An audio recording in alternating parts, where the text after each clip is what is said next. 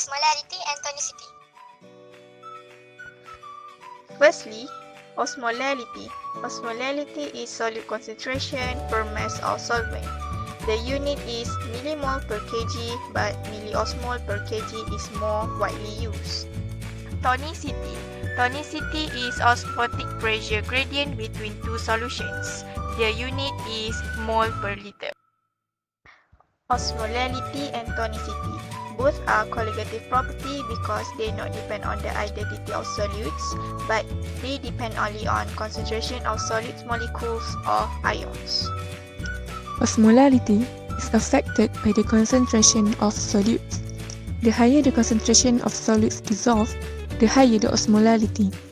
Therefore, slight change in the concentration of solutes will affect the osmolality, given that the mass of solvent is constant. Factor affecting tonicity. Tonicity of a solution depends on the osmolality, which is the total solute concentration of solution.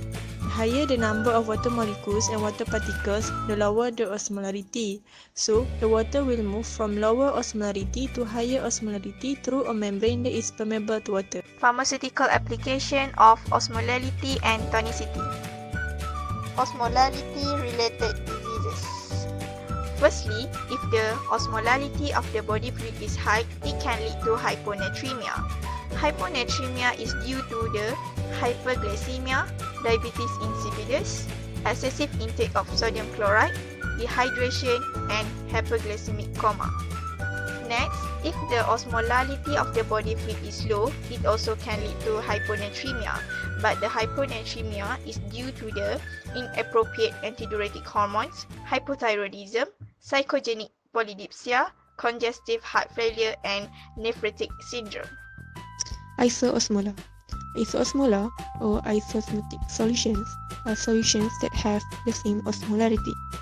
The difference between isotonic and isosmotic is that isotonic solutions have equal solute concentration, while isosmotic solutions have the same osmolarity. Next is the tonicity adjusting agent, which is an excipient that can modify the tonicity of a solution to maintain the isotonicity.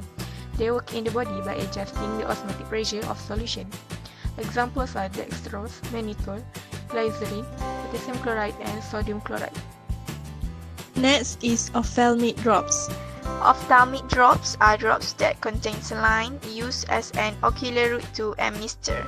Ophthalmic drops should be isotonic with lacrimal secretion, which is saline fluid secreted by lacrimal glands that lubricate the surface of the eyeball. I can tolerate with a solution that has a value equivalent tonicity in the range of 0.5% to 1.6% of NaCl. Hypertonic solution can cause eye edema. Meanwhile, hypertonic solution can cause eye discomfort. Last but not least, the pharmaceutical application of tonicity is IV parenteral. IV parenteral is defined as the administration of a drug by injection, infusion, or implantation. Tonicity is used to describe the concentration of dissolved substances in a parenteral solution. Therefore, before the intravenous administration, the pharmacist should be aware of the tonicity of parenteral solution because if it's not suitable with the body, it can damage many cells in the body. The osmolality of blood plasma is 29 milliosmolar per liter. Fluid that approximates 290 milliosmolar per liter is considered isotonic. IV fluid with an osmolality more than 290 milliosmolar per liter are considered hypertonic, whereas those with an osmolality less than 290 milliosmolar per liter are hypotonic. Excessive infusion of hypertonic fluid may cause swelling of red blood cell, hemolysis, and edema. Whereas, when the body is presented with a large IV load of hypertonic fluid rich in dextrose, it can cause hyperglycemia, dehydration, osmotic diuresis, and coma. So, the conclusion is, what is the importance of osmolality and tonicity? The clinical application of serum osmolality is used to evaluate the etiology of the hyponatremia and may be used to screen for alcohol intoxication by means of the osmolar gap. The role of tonicity adjusting agents as excipients in pharmaceutical preparations is very important to achieve good effects of drugs in the patient's body. Created using Powtoon.